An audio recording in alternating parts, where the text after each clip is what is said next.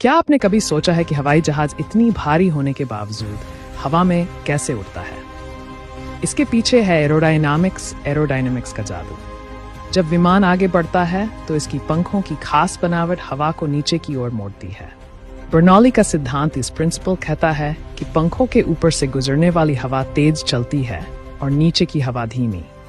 इससे ऊपर कम दबाव और नीचे ज्यादा दबाव बनता है, जो प्लेन को ऊपर उठाता है। न्यूटन का तीसरा नियम, न्यूटन्स थर्ड लॉ, भी काम करता है। जब विमान की पंखें हवा को नीचे धकेलती हैं, तो हवा विमान को ऊपर उठाने का बल देती है।